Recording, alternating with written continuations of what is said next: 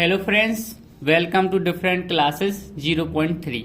आज हम कक्षा 10वीं अध्याय 1 जिसका नाम है वास्तविक संख्या का उदाहरण फर्स्ट देखेंगे। ठीक है, देखते हैं उदाहरण फर्स्ट क्या कहता है। संख्याओं 4 की पावर n पर विचार कीजिए।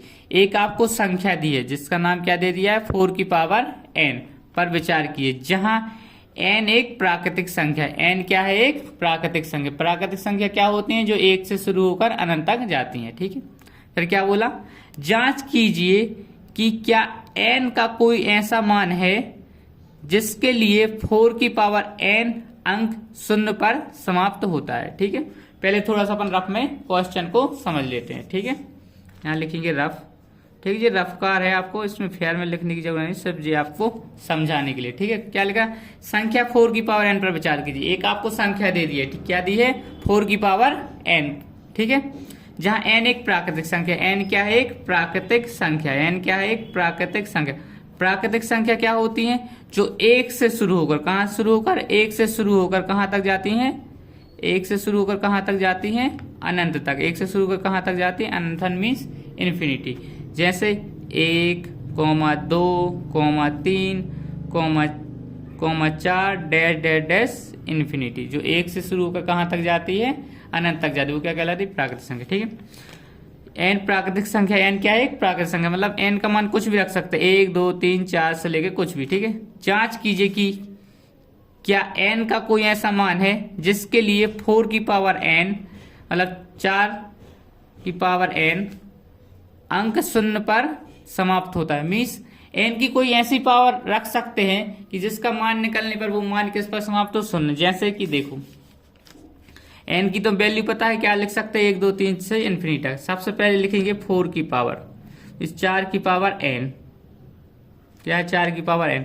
एक बार क्या करते हैं, n का मान क्या रख के देखते हैं, 1। n की जगह क्या रख के देखते हैं, 1। तो किसी की भी पावर 1 हो तो वही नंबर सेम आ जाए, मतलब 4 की पावर 1 करेंगे, क्या आ जाएगा, 4 ही आ जाएगा। ठीक है, फिर अब तो लास्ट में 0 नहीं आया, इसमें तो नहीं आया। अब क्या रख के देखें, 4 की पावर क्या रख के देखें, 2। तो 4 की पावर 2 रखेंगे तो क्या आ जाएगा, 4 गुणित 4, और 4 का 4 में गुणा होगा तो कितना आ जाएगा, 16। अभी भी लास्ट में 0 नहीं आया है। ठीक है, फिर इसके बाद देखते हैं 4 की पावर 3, क्या देखते हैं, 4 की पावर 3। तो क्या करेंगे, 4 गुणित 4 गुणित 4, 4 का गुणा 4 में करेंगे 16, 16 का गुणा 4 में करेंगे तो 16 चौके 64, कितना आ गया, 64। अभी भी जो लास्ट में 0 नहीं आया। तो ऐसे कौन से नंबर हैं जिसमें लास्ट में जिनका मल्टीप्लाई करने पर लास्ट में 0 आता है? तो अपन एक बार चेक कर लेते हैं। देखो कौन कौन से नंबर हैं, 10 इसके लास्ट में भी क्या है, 0 है। 20 इसके लास्ट में भी क्या है, 0 है। 50 इसके लास्ट में भी क्या है, 0 है। 100 इसके लास्ट में भी क्या आ रहा है, 0 आ रहा है। ठीक है, 100 के बाद 1000 लिखो, इसके लास्ट में भी क्या आ रहा है, 0। अब इनके गुणनखंड तोड़ के देखते हैं। क्या इसके 10 का गुणनखंड क्या होगा, 2 गुणित 5।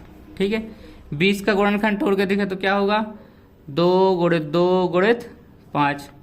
50 का गुणनखंड तोड़ के देखें तो क्या होगा, 2 गुणित 5 गुणित 5। ठीक है, ऐसे आ गए, इसके भी तोड़ देंगे, इसके भी। तो आपको समझाने की क्या बात करें, वो देखो, जिसके लास्ट में 0 आता है उनके गुणनखंड क्या होते हैं, उनके फैक्टर क्या होते हैं, 2 और 5। देखो इसमें 2 और 5 है तो लास्ट में 0 आ गया, इसमें भी 2 और 5 है तो क्या है, लास्ट में 0 आ गया, इसमें भी 2 और 5 है तो लास्ट में 0।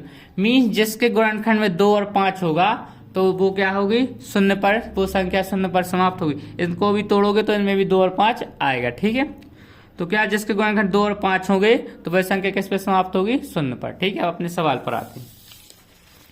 सबसे पहले लिखोगे, क्या लिखोगे, दी गई संख्या। दी गई संख्या, क्या संख्या दी है आपको, 4 की पावर n। सबसे पहले 4 है, 4 का गुणनखंड तोड़ लेंगे तो कैसे टूटेगा, 2 गुणित 2, 2 गुणित 2, क्योंकि 2 गुणित 2 करेंगे तो क्या आ जाना है, 4। अब किसी सेम संख्या को मल्टीप्लाई में लिखते हैं। जैसे अगर आप लिखोगे 2 गुणित 2 तो इसको क्या लिख सकते हो, 2 का स्क्वायर। अगर आप लिखोगे 3 गुणित 3 तो इसको क्या लिख सकते हो, 3 का स्क्वायर। अगर आप लिखोगे 4 गुणित 4 तो इसको क्या लिख सकते हो, 4 का स्क्वायर। ठीक है, मीन्स बताने की क्या कोशिश कर रहा हूं मैं कि अगर 2 नंबर मल्टीप्लाई में है तो अपन क्या लिख सकते हैं, उसका स्क्वायर। तो देखो यहाँ भी 2 नंबर क्या है आपस में मल्टीप्लाई में, तो अपन क्या लिख सकते हैं, 2 का स्क्वायर और n की पावर कैसी चल रही है, सेम।